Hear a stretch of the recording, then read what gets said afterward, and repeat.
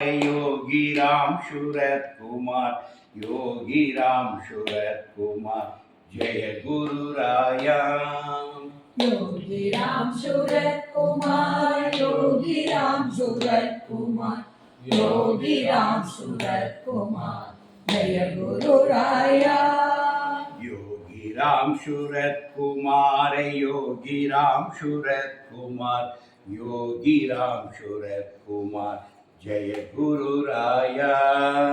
योगी राम सूरत कुमार, योगी राम सूरत कुमार, योगी राम सूरत कुमार, जय गुरु राया। रघुनाथ महाराज की जय। திருச்சி யோகி ஞானயஜம் இந்த 2026 ஆண்டுடைய முதல் ஜனவரி மாத ஞானயஜம். நம்ம இதற்கு முன்னாடி ஈஷோ உபநிடதம் படித்தோம். அப்போ அடுத்தது வந்து முண்டக உபநிடதம் சொல்கிறோம். நன்றி கவிதா. ஏன்னா இந்த முண்டக உபநிடதத்தை என்னை படிக்க தூண்டியது கவிதா. என்னை படிக்கக்கூடாதுன்னு சொன்னது ஒரு சன்னியாசி. 90களே இந்த புத்தகம் எனக்கு கிடைச்சிது. உபநிடதம் படிக்கணும்னு சொல்லி அடியன் முண்டக உபநிடதத்தை கையில் எடுத்து அப்படி வந்தேன். அப்போ ஆத்மானந்தான ஒரு சுவாமிஜி, அவர் வந்து ரிஷிகேஷ் டிவைன் லைஃப் சொசைட்டியில் சன்னியாசம் வாங்கினார். ஒரு 30-32 பேர் அந்த காலத்தில். எனக்கு ஒரு இன்ஸ்பைரிங் சன்னியாசி அந்த காலத்தில். இப்போ அவரை என்ன சங்கர் கேட்டார், அந்த முண்டக முறை கீழே வைங்க, இதை படிக்கிறதுக்கு உனக்கு அதிகாரம் உண்டான்னு கேட்டார். என்ன அதெல்லாம் தெரியாது, புஸ்தகம் வாங்க, நீ படிக்கக்கூடாதுன்னு கேட்டார். நீ சன்னியாசியான்னு கேட்டார். இல்லை நான் நீ படிக்கக்கூடாது கீழே வைங்க. என்னால் பயந்து போய் கீழே. அப்போ அவர் சொன்னார், இந்த உபனிஷன் யாருக்கு தெரியுமான்னு கேட்டார். இது சன்னியாசம் வாங்கணுன்னா சன்னியாசிகள் படிக்கிற முறை சொல்லிட்டு அது பேர் சொன்னார். முண்டகம்னா என்ன தெரியுமான்னு கேட்டார். தலையை மொட்டை அடிக்கிறது. தலையை மலித்தவர்கள் படிக்கின்ற புத்தகம் முண்டக உபனிஷன் சொன்னார். அன்றைக்கு விட்டு பயந்துட்டேன். என்ன பெரியவங்க சொல்லும்போது கேட்கணும்னு சொல்லி நான் விட்டுட்டேன். இப்போ கவிதா திரும்பி சொன்னோடனே சரி இதை படித்து ஆகமாக சொல்லிட்டு அந்த புக்கை படிக்கிறேன். இந்த முண்டக உபனிஷத்தில் எனக்கு கிடைச்ச ஆச்சு 3வது ஸ்லோகத்தில் என்ன ஆச்சரியம் ஆகிட்டுனா, இவங்க மிரட்டின மாதிரி அது இல்லை. இந்த உபனிஷத்து யாருக்கும் கேட்டாச்சுன்னா, ஆங்கிரச முனிவர் என்பவர் சவுனகர் என்கின்ற ஒரு கிரகஸ்தனுக்கு உபதேசித்தது தான் முண்டக உபனிஷத்து. சவுனகர் மகாசாலான்னு, சவுனகர் மனைவி மக்களோடு வாழ்ந்த ஒரு மிகச்சிறந்த இல்லறத்தான். அவன் ஆங்கிரச முனிவரை சரணடைந்து உலகத்தில் எதை அறிந்தால் எல்லாம் அறிந்ததாகுமோ அந்த உண்மையை எனக்கு சொல்லுங்கள் அப்படின்னு சொல்லி உபதேசம் கேட்க, அவருக்கு ஆங்கிரச முனிவர் சொன்ன உபதேசம் தான் முண்டக உபனிஷத்து. ஆனால் ஏன் அதுக்கு முண்டகம்னு இருக்குது. ஒரு கதை சொல்கிறாங்க. என்ன சொல்கிறாங்கன்னா, அந்த காலத்தில் வந்து தலை மேலே தீச்சட்டி எடுத்து நடப்பாங்க. அப்படி ஒரு வைபவம் இருந்தது. இப்போ கூட நம்ம அம்மன் கோவில்களில் தீச்சட்டி எடுக்கிறது நம்ம பகுதியில் உண்டு. அதை தலை மேலே வச்சு எடுத்து வருவாங்க. அதுக்கப்புறம் தான் இதை வாசிக்கணும்னு ஒரு இதெல்லாம் வந்து இன்னொன்று தெரியுமா, எதுக்குமே ஆதாரம் இல்லை, இதெல்லாம் செய்தி. எது எனக்கு ஆதாரம்னா அந்த உபனிஷத்து தான் எனக்கு ஆதாரம். அந்த உபனிஷத்து அப்படி எந்த கண்டிஷன் போட, அந்த உபனிஷத்துக்குள்ள 65 மந்திரங்கள் இருக்குது, 65 ஸ்லோகங்கள் இருக்குது. இந்த 65 ஸ்லோகத்தை நான் இப்போ 40 கிட்ட முடிச்சிட்டேன். ஆனால் அதில் எந்த இடத்துலையும் இது இன்னார் தான் படிக்கணும் சொல்லி எந்த அதிகாரமோ எதுவுமே அது சொல்லப்படவில்லை. அதுக்கப்புறம் நான் ஒரு உண்மைக்கு வந்துட்டேன். உலகம் 1000 சொல்லட்டும், நாம் உண்மைக்குள்ள நுழையும். அந்த மெய்மை நமக்கு புறப்படுத்தும். அப்போ பாருங்க, ஒரு அழகான உபனிஷத்தை 30 ஆண்டுகளாக நீ படிக்கூடாமல் பண்ணிட்டாங்க. அது என்னென்ன, அந்த உபனிஷத்தே ஒரு கிரகஸ்தனுக்கு ஒரு ஞானம் இருக்குது. அதை கதை சொல்றது உபனிஷத்தே இப்படி தான் ஆரம்பிக்குது. பிரம்மாட்டன்னு ஆரம்பிக்குது. இது பிரம்மன் உபதேசித்த விஷயம், பிரம்ம வித்தை, ஞான வித்தை. அந்த பிரம்ம வித்தையை, பிரம்மன் தான் படைப்பு கடவுள். ஆனால் அவரை இந்த உபனிஷத்து என்ன சொல்லுது, அவர் படைப்பு கடவுள் மட்டுமல்ல, அவரை காக்கும் கடவுள். அவர் தனக்கு, அவர் தான் உலகத்தெல்லாம் கிரியேட். நம்மளுடைய கான்செப்ட் என்ன, இந்த மொத்த பிரபஞ்சத்தையும் கிரியேட் பண்ணுறது பிரம்மா. அவர் தான் கிரியேட்டர். இது சொல்லுது அவர் தான் ப்ரிசர்வர், அவர் தான் இந்த பிரபஞ்சத்தையுமே ப்ரிசர்வ் பண்ணி காத்திருக்கிறாரு. அப்போ அந்த பிரம்ம வித்தையை தன்னுடைய ஜேஷ்ட புத்திரனான அதர்வனுக்கு அவர் உபதேசிக்கிறார், அவருடைய மூத்த மைந்தன். அப்போ இதில் என்ன தெரிஞ்சது, பிரம்மாவுக்கு மானச புத்திரன் சொல்லுவார். அவர் நம்ம திருமணம் பண்ணவர் இல்லை, ஒரு மானச புத்திரன், whatever it may be. அவர் தன்னுடைய புத்திரனுக்கு ஜேஷ்ட புத்திரன், ஜேஷ்டன்னா மூத்தவன், மூத்த புத்திரனுக்கு உபதேசிக்க அவன் பேர் அதர்வன். அந்த அதர்வன் தான் அப்படியே வந்து பரத்வாஜ முனிவருக்கு உபதேசிக்கும். பரத்வாஜ கோத்திரம், பரத்வாஜரோட வந்து சத்தியவாக ஒருத்தர், அப்படி வந்து அதில் வந்த ஒருத்தர் தான் ஆங்கிரச முனிவர். அவரோட வந்து ஆங்கிரச முனிவர் இருந்தால் சவுனகருக்கு அது அதுதான் இங்கே ரெக்கார்ட் ஆகிருக்கு. அதுக்கு முன்னாடி உள்ள 3 உபதேசங்களும் அந்த அந்த அந்த அந்த ஆங்கிரச முனிவர் சொல்லும்போது எனக்கு இது எப்படி வந்ததுங்கிறத சொல்கிறார். சவணருக்கு சொல்லும்போது ஆங்கிரச எனக்கு எப்படி வந்துங்கிற அந்த வரலாற்று சொல்கிறார். அதான் இந்த பாட்டு. இது வந்து இதோட அமைப்பு ஒன்று சொல்லிடுறேன். இந்த உபநிடத்தில் 2-3 சிறப்பு இருக்குது. இது வந்து 3 முண்டகங்களாக பிரிக்கும். ஒரு முண்டகத்துக்கு 2 காண்டங்கள், அதாவது 3 பெரும் பிரிவு, ஒன்னொன்னுக்குள்ளேயே 2 சிறு பிரிவு, 3 × 2 6. இந்த மொத்தம் 65 பாட்டு 6 பிரிவுகளாக, அதாவது ஈக்குவலாக 10 சொல்லுடைய 9, 13 6 இருக்கும். ஆனால் என்ன கேட்டாச்சுன்னா 6 பிரிவுகளாக இருக்குது. மெயினாக 3 காண்டம். ஒரு அந்த காண்டத்தை வந்து அவங்க முண்டகம் சொல்கிறாங்க. First Mundakam, second Mundakam, third Mundakam. ஒரு முண்டகத்துக்கு 2 காண்டம் இருக்குது. நம்ம சாப்டர்னு சொல்லலாம். நம்ம புரிஞ்சுக்கிட்டா சாப்டர், அத்தியாயம் அப்படி சொல்லலாம். அப்படி இருக்குது. அப்போ டோட்டலி 6 பிரிவுகளாக இது சொல்லப்படும். இதில் அது இதனுடைய உபநிடத அமைப்பு. அதுக்கப்புறம் இதில் இருந்தால் இந்த சத்தியம் ஏவ ஜெயதே அப்படிங்கிறது இந்த ஒரு விஷயம். இப்போ இந்திய அரசினுடைய அந்த சின்னத்தில் புரிஞ்சுருந்தாங்க, சத்தியமேவ ஜெயதே, தமிழ்நாட்டில் வாய்மையே வந்து இது இந்த உபனிஷத்து வந்து இதனுடைய பாரத நாட்டுக்குள்ள தனிச்சிறப்பு. சத்தியமேவ ஜெயதேங்கிற வார்த்தை இந்த ஸ்லோகத்தில் தான். இந்த இதுதான் இன்றைக்கி நம்ம இந்திய அரசினுடைய ஒரு லோகோவில் அது இருக்குது. அதனால் இது இதனுடைய சிறப்புகள். அடுத்த வந்து இதில் வந்து முதல் முண்டகத்தில் இந்த முதல் காண்டத்துக்கு உங்களுக்கு லைட்டாக சொல்லுங்கள். இன்றைக்கி வந்து நான் முதல் காண்டத்தை கூட இன்ட்ரடியூஸ் பண்ணிருக்கேன். அதனுடைய 2 நீ அறிமுகம் தான் போட்டுக்கிறேன். முண்டக உபனிஷத்து ஒரு அறிமுகங்கிறதா நீ விஷயம். எனவே முதல் காண்டத்தினுடைய 2 காண்டங்களை இங்கே உங்களுக்கு அறிமுகப்படுத்துகிறேன். இதுதான் இன்றைக்கி உள்ள விஷயம். முதல் காண்டம் என்ன சொல்லுதுன்னா, பரம்பொருளுடைய பெருமை, ஞானத்தினுடைய பெருமையை கூறி உபனிஷத்து வந்து அது என்ன சொல்லுதுன்னா, இந்த இடத்துல இவரை சொல்லும் பொழுது ஓம் பிரம்ம தேவானாம் பிரதம சம்பாபுவ விஸ்வசிய கர்த்தா புவனஷ்ய அப்படின்னு பிரம்மனுக்கு ஒரு அடைமொழி. பிரம்மன் யாருங்கிறத இப்படிதான் இந்த உபனிஷத்தை ஆரம்பிக்குது. ஓம் பிரம்ம தேவானாம், பிரம்மதேவன் பிரதம, அவனே பிரதமன், பிரதானமானவன். சம்பாபுவ, சம்பாபுவன சுயம்புவானவன், சுயம்புங்கிறவன் தான் சம்பாபுவன். அவன் சுயம்பு ஆனவன். சுயம்புனா அவனுக்கு முன்னாடி, சுயம்புனா அதுக்கு முன்னாடி தான் வேண்டியது. அவனே சுயம்புவாக தோன்றியிருக்கான். இப்போ பிரம்மதேவன் சுயம், அப்போ அந்த ஹோல் கிரியேஷன் எப்படி தான் இருக்குது, சுயம்புவாக இருக்கு. கிரியேட்டரே சுயம்புவாக இருக்கும்போது கிரியேஷனும் சுயம்பு தான். இந்த சுயம்பு தன்மையை நாம் உணரணும். பிரபஞ்சம் ஒரு சுயம்பு தன்மை. நீ நானும் சுயம்பு தான், அது உணரணும். நம்ம உணராமல் இருக்கணும். அந்த சுயம்பு தன்மையில் வருது. பிரம்மதேவானாம் பிரதம சம்பாபுவ விஸ்வசிய, விஸ்வம்னா உலகம், உலகளாவிய பிரபஞ்சம். விஸ்வசிய, விஸ்வசிய கர்த்தா, உலக அதனுடைய கர்த்தா, அதனுடைய இயக்குபவன் அவனை. புவனஷிய, இந்த 14 லோகங்களை, இந்த புவனங்களை படைத்தவனும் அவனை. ஓம் பிரம்மதேவனே பிரதமதேவன், அவன் சுயம்பு மூர்த்தியா, உலகை படைத்தவனும் இந்த புவனங்களை காப்பவனும் அவனே. அப்படிதான் முடிச்சுட்டாங்க. அதில் அவன் என்ன பண்ணுறான், அவன் தான் எதை கொடுக்குறான், தன்னுடைய ஜேஷ்ட புத்திரனான அதர்வனுக்கு எதை கொடுக்குறான், பிரம்ம வித்யா சர்வ வித்யா பிரதிஷ்டம். அவனுக்கு பிரம்ம வித்தையை உபதேசிக்கின்றான். பிரம்ம வித்தைனா என்னது, அது சர்வ வித்யா பிரதிஷ்டம், எல்லா வித்தைகளிலுமே ரொம்ப பிரதிஷ்டமானது. பிரம்ம வித்தை எல்லா வித்தைகளிலும் மேலானது. உலகத்தில் எத்தனை வித்தைகள் இருக்கோ எல்லா வித்தைகளையும் விட உயர்வானது, மேலானது, உன்னதமானது பிரம்ம வித்தை. அந்த பிரம்ம வித்தையை தன்னுடைய மகனான அதர்வனுக்கு வழங்குகிறான். அதாவது இந்த கிரியேஷன் ஆக்சுவலி நல்லா புரிஞ்சுங்க. தத்துவத்தில் எது மிகப்பெரிய கேள்வி, அந்த உலகம் எப்படி சிருஷ்டிக்கப்பட்டது, நம்மளாம் எப்படி வந்தோம், எதற்காக வாழ்கிறோம், இந்த அடிப்படை கேள்விகளுக்கான விடையை இந்த உபநிடதங்கள் தான் தேடுகின்றன. நம்ம உபநிடத்துக்குரிய ஒரு மிகப்பெரிய சிறப்பு என்ன கேட்டாச்சுன்னா, இந்த சில அடிப்படையான கேள்விகள், இந்த பிரபஞ்சம் எப்படி தோன்றியது, உலகம் எப்படி தோன்றியது, இப்படி பல விஷயங்களை இந்த நூல்கள் ஆகின்றன. அதான் உபநிடத்தினுடைய விஷயம். அப்போ இதில் என்ன சொல்லிட்டான், பிரம்மதேவன் சுயம்புவாக இந்த உலகை படைக்கின்றான். படைத்த இவன் தான் இந்த படைப்பையும் காக்கின்றான். நம்ம இருக்கக்கூடிய எசன்ஸ் தான். இந்த கிரியேட்டரே சுயம்பு, அப்போ கிரியேஷனும் சுயம்பு. கிரியேட்டர் தான் இதை ப்ரிசர்வ் பண்ணவும் செய்யலாம். யார் இதை உருவாக்கினானோ அவனே இதை காக்கிறான். அதை சொல்லுவாங்கல்ல, மர நட்டவன் தண்ணி ஊற்றுவான். நம்மளுடைய சாதா அப்படி டக்குன்னு கிழவன் கேட்குன்னா நம்ம அன்றாட வாழ்க்கையில் இந்த விஷயம் இருக்குது. மர நட்டவன் தண்ணி ஊற்றுவான். நம்ம ஏதாவது நம்ம எவ்வளோ கவலைப்பட்டுருக்கோம் பார்த்தீங்களா. நம்ம பாட்டி சிம்பிளாக சொல்லுவாங்க, மர நட்டவன் தண்ணி ஊற்றுவான். நீ என்னடா உட்காந்து ரூம் போட்டு காவலை போட்டுருக்கீங்க, வரந்தான் நீ வாழ்வுடா, உனக்கு எல்லாம் தரப்படும். அப்போ இது எவ்வளோ பெரிய ஒரு ஸ்ட்ராங் பிலீஃப் இருந்தது. மரம் நட்டவன் தண்ணி ஊற்றுவான். தட் மீன்ஸ் யாரு, மரம் நட்டவன் தான் கிரியேட்டர். கிரியேட்டர் இறைவன் தான் உன்னை இந்த பூமிக்குள் கொண்டு வந்தான். இறைவனே உன்னை காத்து நடத்தான். இதுதான் ட்ரூத்.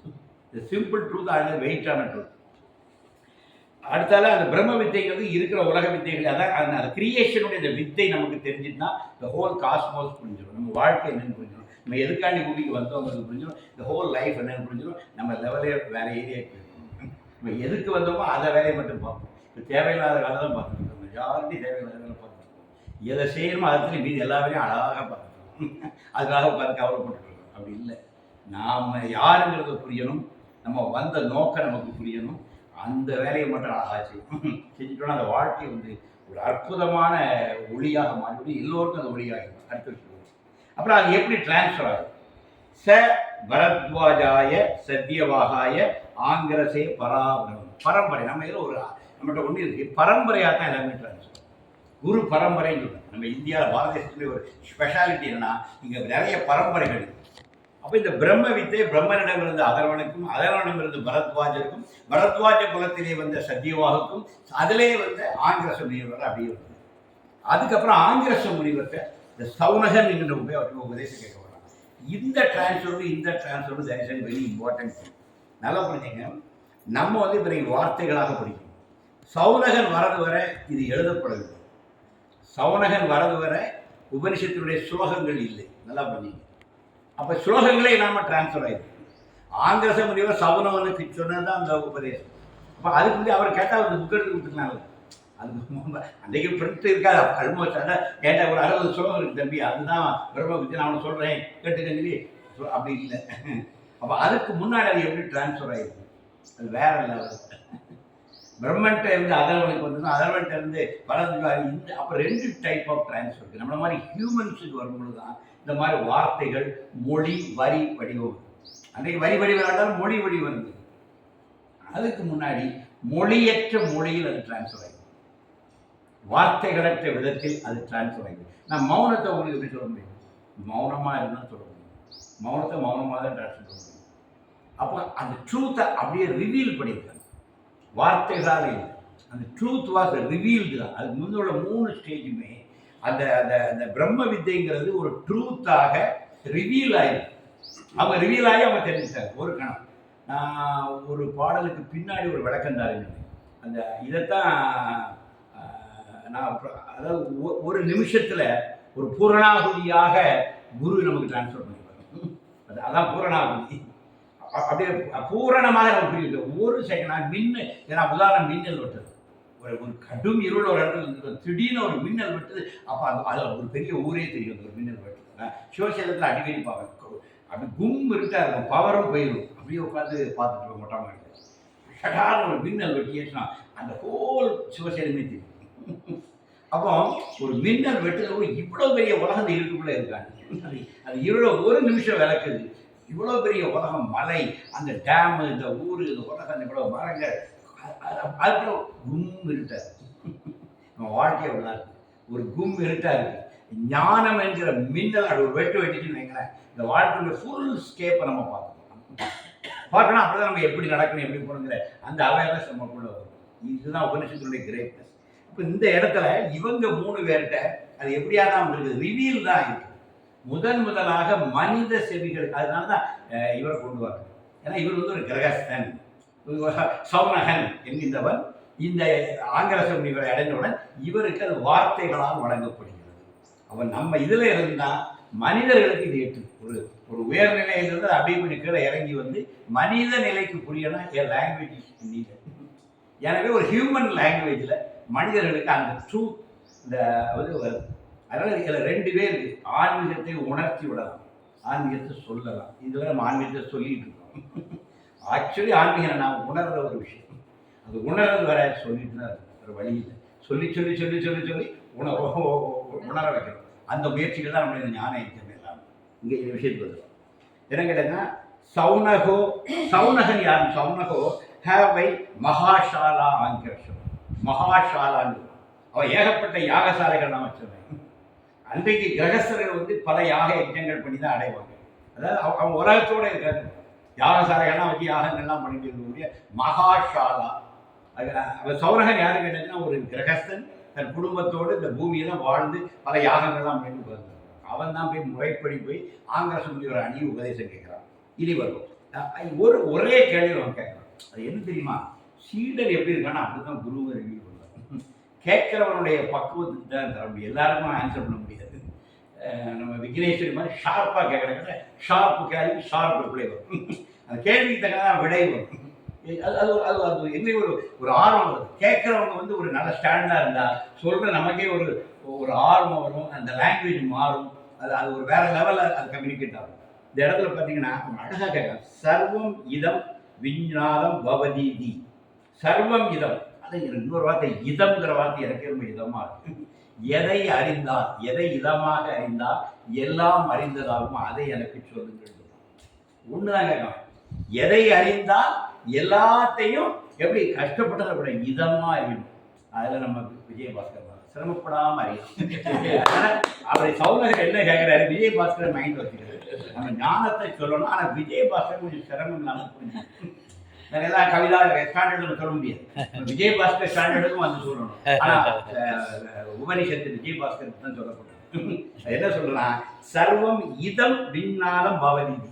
எதை இதமாக அறிந்தால் எல்லாம் அறிந்தாலும் அதை எனக்கு கொஞ்சம் இதமாக சொல்லுங்க.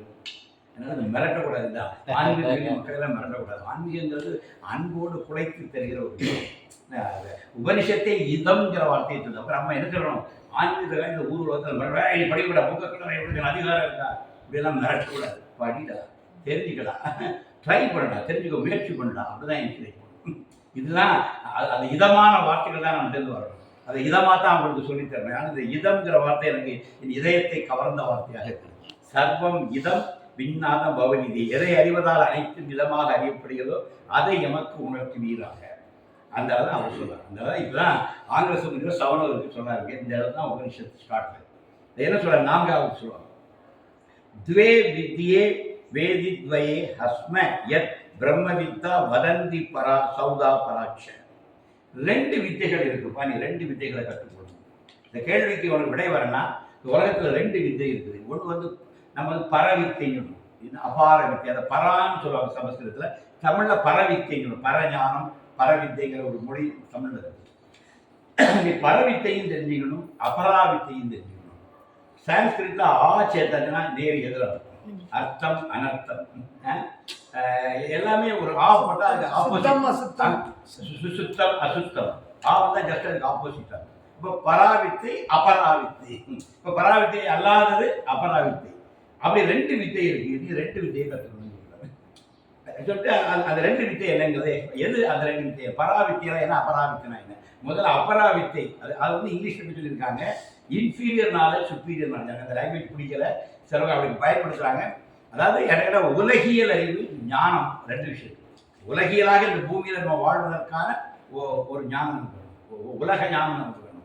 அப்புறம் பரஞானம் நமக்கு வேணும். உலக ஞானம் பரஞானம்னு பிடிக்கணும். நாளைக்கு கொடுக்குற தமிழ் மொழிகளுக்கு உலக ஞானம் பரஞானம். இகம் பர, நம்ம இகலோகம் பரலோகம் நம்ம அமைப்பு இருக்கு. இக வாழ்க்கை பர வாழ்க்கைன்னு சொல்லுவோம். இக வாழ்க்கைக்கு ஒரு ஞானம் வேண்டும், பர வாழ்க்கைக்கு ஒரு ஞானம் வேண்டும். இந்த ரெண்டையும் நீ கற்றுக்கணும்னு சொல்றாங்க. அதனால ஆன்மீகம் சொல்லிட்டு இக வாழ்க்கையை விட்டுறக்கூடாது. விஷயம் புரியுதா? யோகியராக சுற்றுவாங்க தான் வராது. நம்மளை எல்லாரும் அவங்கவுங்க வாழ்க்கையில சாமியா உட்கார வச்சாருன்னா இதுவே அப்படி சொல்லுது. ரெண்டு வித்தை இருக்கு தம்பி, ஒன்று அபராவித்தை, ஒன்று பராவித்தை. ரெண்டையும் தெரிஞ்சுட்டு முதல்ல அபராவித்தை தான் சொல்லித்தர. முதல்ல இகலோகத்தினுடைய வித்தை தான். என்ன சொல்றாரு, ரிக் யஜு சாம அதர்வண வேதங்கள் சாதாரண அபராஞானத்தையே தருவது. 4 வேதங்கள் எதுக்குன்னா இக வாழ்க்கைக்கான நாலேஜ் தான் உங்களுக்கு தருது சொல்லிட்டு எத் தத் அத்ரேஷ்யம். அதே நேரத்தில் பரஞானம் இருக்குல்ல, அது என்னன்னு கேட்குறாங்க. எத் தத் அத்ரேஷ்யம் அக்ராட்சியம் அகோத்திரம் அவர்ணம் அசக்ஷு ஸ்ரோத்திரம் தத் அபானி பாதம் சதா பானி பதம். எது பார்க்க முடியாததோ, எது கிரகிக்க முடியாததோ, எது கோத்திரங்கள் அற்றதோ, கோத்திரம். கோத்திரம் கிடையாது. ஞானத்துக்கு என்ன கிடையாது, கோத்திரம் கிடையாது. அப்புறம் என்ன கிடையாது, வர்ணம், அதுக்கு வர்ணம் கிடையாது. கலர்லெஸ் அந்த வர்ணம் இல்லை. இந்த 4 வர்ணங்கள் இருக்கலாம், இந்த வர்ணங்களும் கிடையாது. இதுக்கெல்லாம் அப்பாற்பட்டு. அடுத்த சக்தி சொல்றது, அதுக்கு கை கால் இந்த அவயவங்கள்லாம் கிடையாது. அதுதான் பரஞானம் சொல்றாங்க. எது பார்க்க முடியாதோ, ஊனக்கண்களா அதை பார்க்க முடியாது. பார்க்க முடியாதுன்னா கரெக்டாக இந்த பிசிக்கல் ஐயால் நீ பார்க்க முடியாது, கிரகிக்க முடியாது. உன்னை இன்டலெக்டை கொண்டு நீ கிரகிச்சிட முடியாது. எது அதுக்கு கோத்திரம் கிடையாது. அதுக்கு வர்ணம் கிடையாது. தட் மீன்ஸ்னா கண்டிஷன் கிடையாது. இந்த கோத்திரம் உள்ளவங்க தான் படிக்கலாம், இந்த வர்ணத்தில் உள்ளவங்க தான் படிக்கலாம் அப்படிலாம் இல்லை. பரஞானத்துக்கு அப்படி எந்த விலக்கும் இல்லை. பரஞானம் எல்லாருக்குமானது. அதான் இது சொல்லுது. இதுக்கெல்லாம் அப்பாற்பட்டதோ எதற்கு கண் காது காய் கால்கள் இந்த பாதங்கள் இந்த மாதிரி உடல் அவயவங்கள் இல்லையோ அதுவே பரஞானம் அப்படின்னு சொல்லுது. அடுத்தாவது வந்து நித்தியம் விபூம் சர்வகதம் சூக்ஷ்மம் தத் அவயவம் எத் பூத யோனிம் பரிஷாந்தி தீரா. இதுல 2 வார்த்தைகள் பிடிச்சது.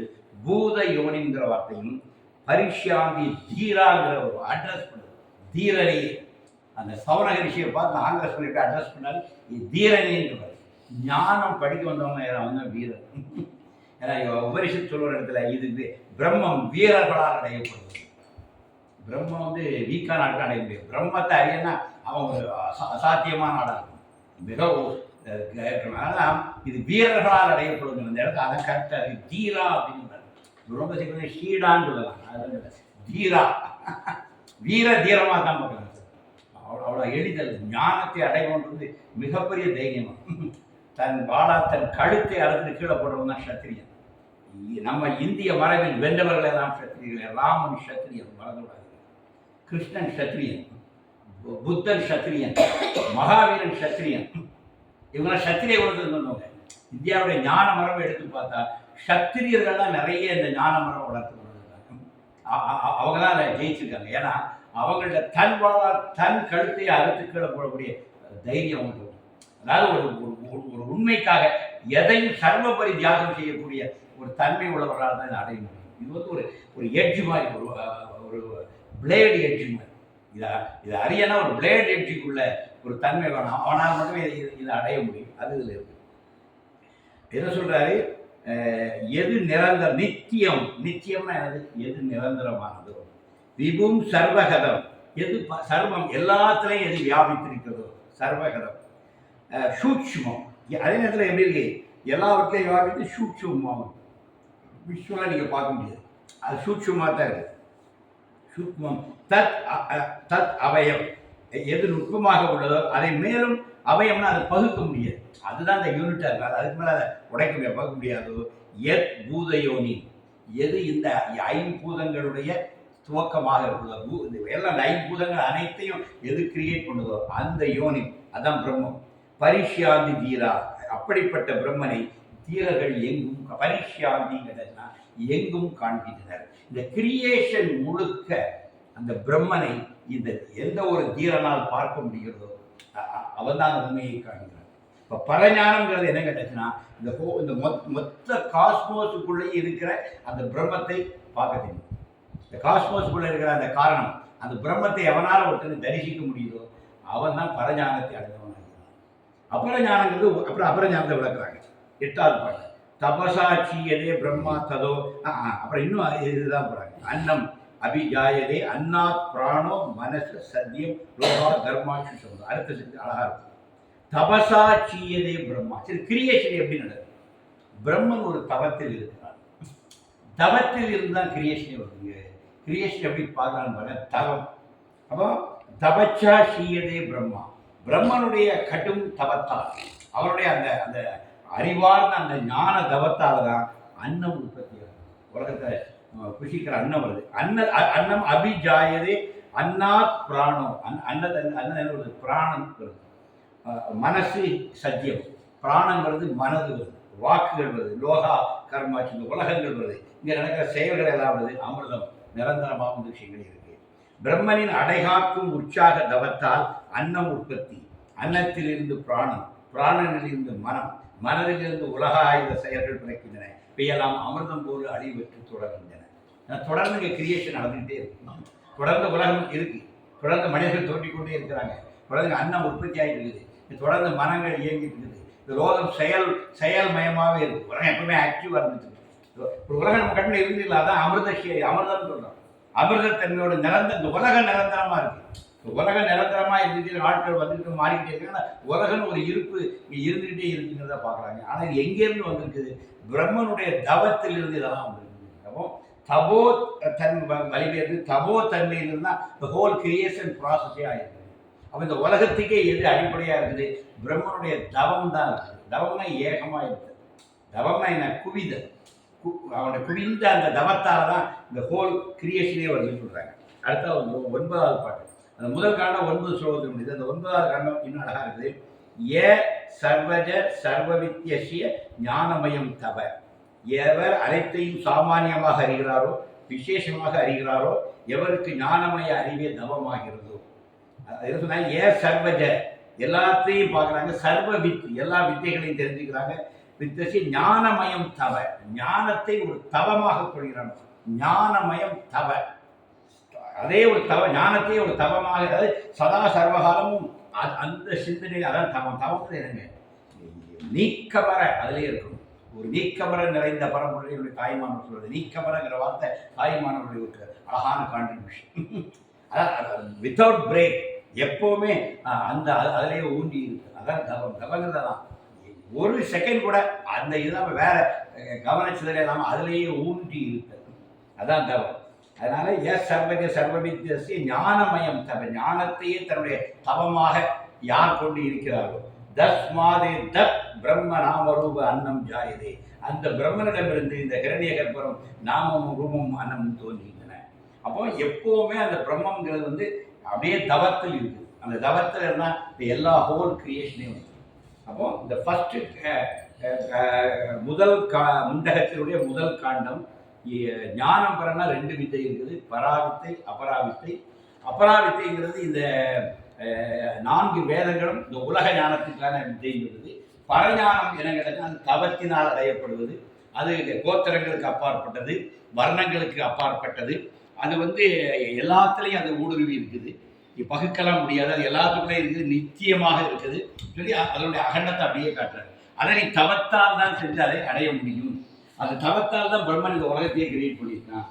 பிரம்மனுடைய தவத்தில் இருந்தால் அன்னம் வருகிறது, அன்னத்தில் இருந்தால் பிராணம் வருது, பிராணத்தில் இருந்தால் மனம், மனதில் இருந்தால் செயல்கள், அப்படிங்கிற லோகமே வந்திருக்கு. இப்போ எல்லாத்துக்கும் அடிநாதமாக இருப்பது அந்த தவம் அப்படிங்கிற சொல்லி வர்றாங்க.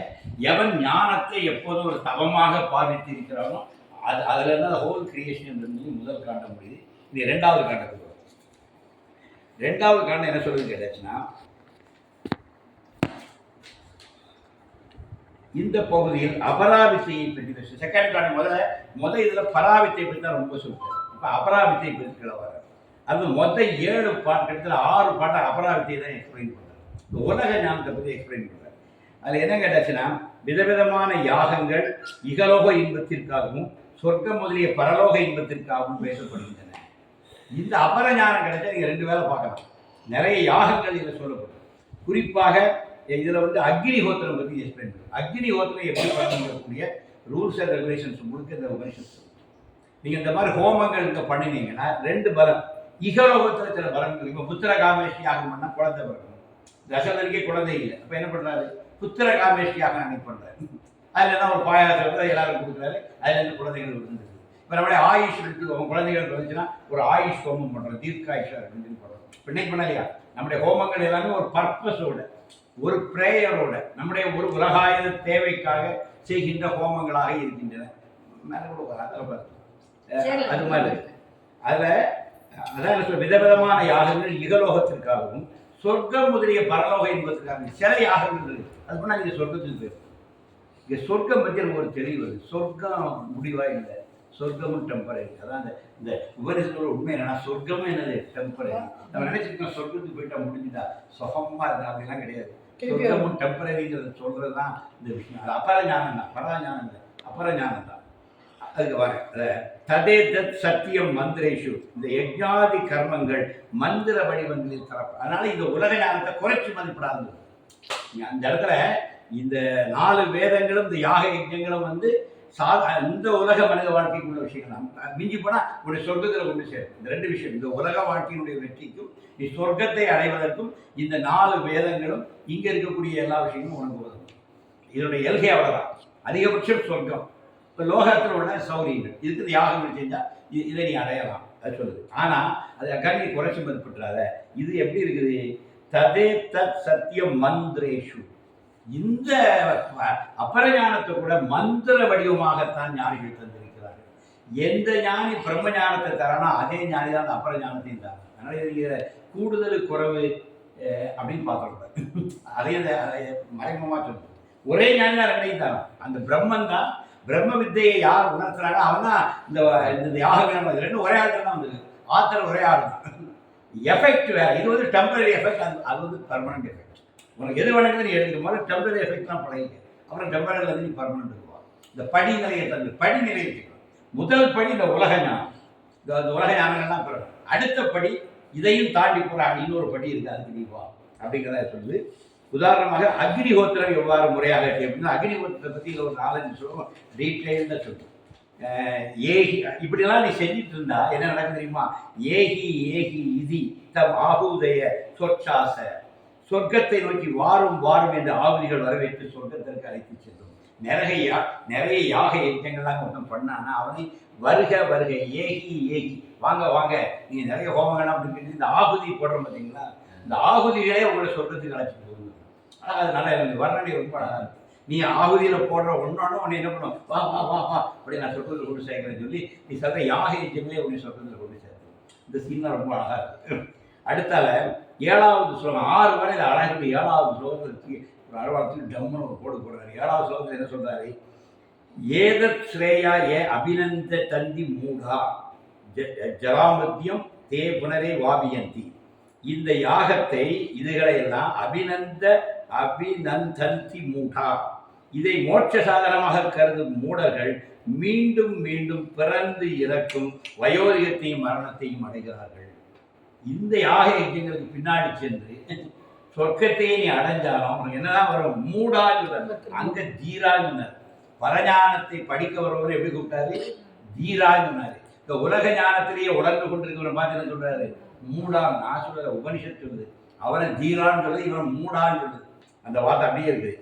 எதச்ரேயாய அபிநந்தந்தி மூடா ஜராமிருத்தியம். ஜராமிருத்தியம்னா வயோதிகம். புன மீண்டும் மீண்டும் வாபியந்தி மரணத்தையும், மீண்டும் மீண்டும் வயோதிகத்தையும் மரணத்தையும் தருகின்ற இந்த உலகத்துக்குள்ள தான் இருக்க போறா அப்படின்னு சொல்லிட்டு அடுத்தால பலவா ஹரே அத்ரூடா யஜ்ஞரூபா. இந்த யஜ்ஞங்கள் இருக்கு பார்த்தீங்களா, இதெல்லாம் பலவானா உறுதியற்ற படகுகள்.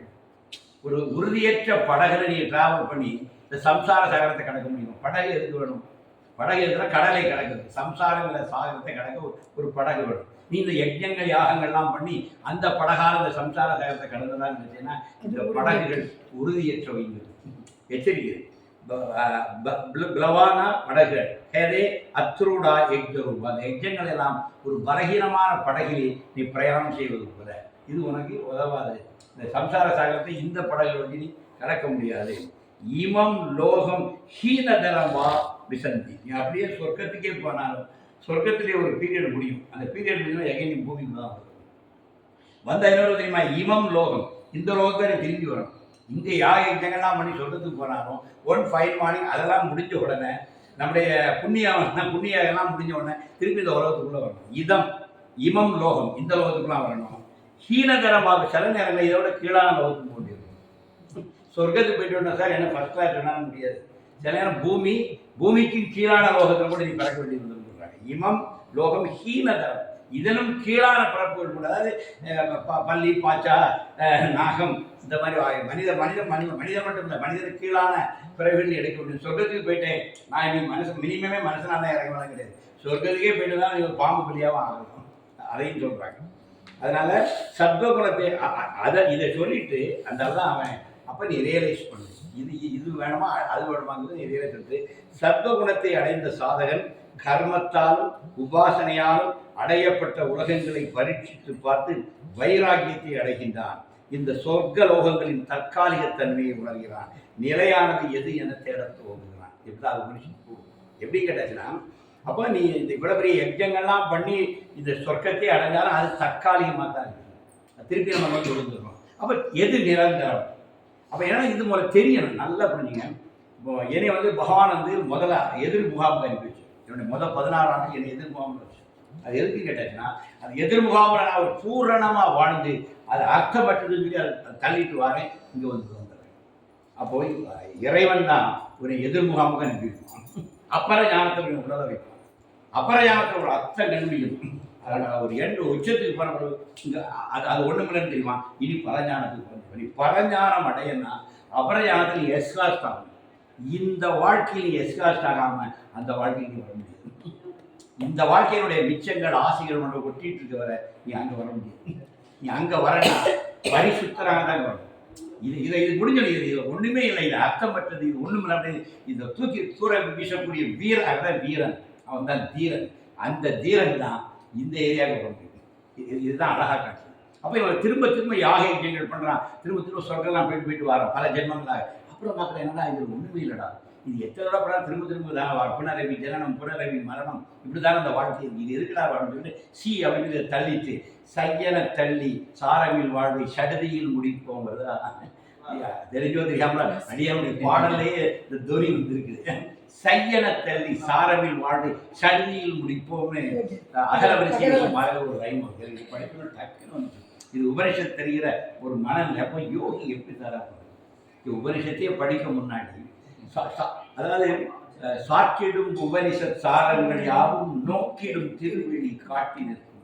இந்த உபனிஷத் படிக்க முந்தையே யோகியுடைய திருவிழியில இந்த உபனிஷத் சாரத்தை உள்வாங்கி அகர வரிசை யோகி மாதிரி அடியனால் இந்த வரிகளை தர முடியும்.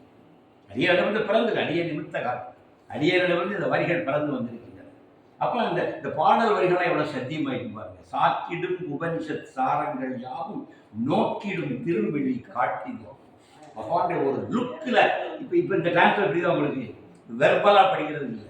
ஒரு ஞானி நினைச்சா ஒரு லுக்கில் உங்களுக்கு எல்லாத்தையுமே கொடுத்துருக்கோம். இந்த உபனிஷத்துக்கு வழக்கமே யோகி தான். அதாவது படிக்கிறதுங்கிறது வெர்பல் ரீடிங்.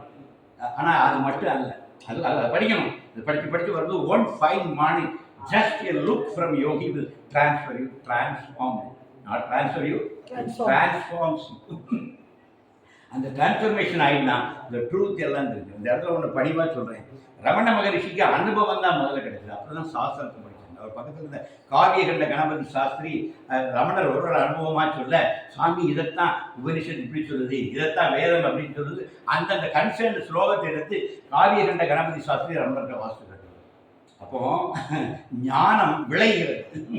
ஞானம் விளைந்தவுடன் தனக்கு கிடைத்த ஞானத்தை அவர் உலகத்துக்கு சொல்லும் பொழுது இதைத்தான் நம்முடைய உபநிடதங்கள் சொல்லியிருக்குன்னு சொல்லி ஒருத்தர் வந்து ரெஃபர் பண்ணுறாரு. அப்போ அனுபவத்தை முதல்ல தந்து அது அனுபவம் உண்மைதானாங்கிறத நம்மளை உணர வைக்கிறதுக்கு பின்னாடி சாஸ்திரத்துலேருந்து எழுத எவிடன்ஸ் தான். அது என் லைஃப் அப்படி தான் நடக்குது. அனுபவம் முதலில் இப்போ தான் நான் ப்ராக்டிஸ் ஆகிட்டு தான் தியரிக்கு வந்திருக்கேன். ப்ராக்டிஸை தெரிஞ்சு இப்போ தியரியோட பொறுத்து பார்க்குறேன். ஆமாம், அது கரெக்ட் தானே, இது இப்போ கரெக்டாக வருது.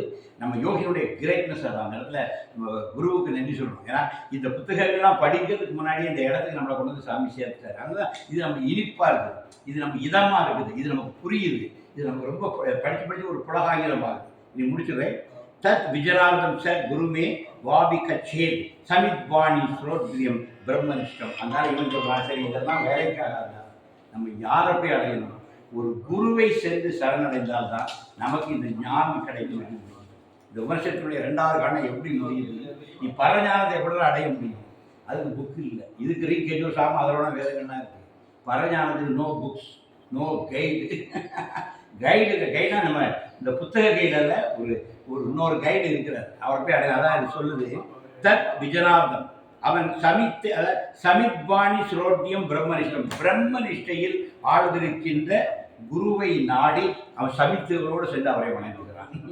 அப்பதான் அவர் அடைஞ்சாதான் நமக்கு இந்த ஞானம் கிடைக்கும் சொல்றான். தத் விஜனார்தம் ச குருமே வாவி கச்சே சமித்வாணி ஸ்ரோத்தியம் பிரம்மனிஷ்டம். அவன் சமித்தை கையில் ஏந்தியவனாக ஞானத்தை அடைவதற்கு மரபு வழியில் வந்த பிரம்மத்தில் நிலை பெற்று குருவை அடைந்துதான் ஆக வேண்டும். அப்போ பிரம்ம ஞானத்துக்கு என்னதான் பற்றினா, ஒரு குருவை சரணடையாமல், குரு முகமாக நீங்கள் அறியாமல் வேற சாஸ்திரங்களை எல்லாம் படித்து நீங்கள் பரஞானத்தை அடைய முடியாது அப்படின்னு சொல்லி இந்த முதல் காண்டம் உண்டாக முடிகிறது. அந்த அளவில் உபனிஷத்தை இன்றைக்கு முதல் காண்டம் அருமை வருகின்ற இதில் 2வது முண்டக 3வது முண்டக யோகிராம் சரத்குமார், யோகிராம் சரத்குமார், யோகிராம் சரத்குமார். ஜெய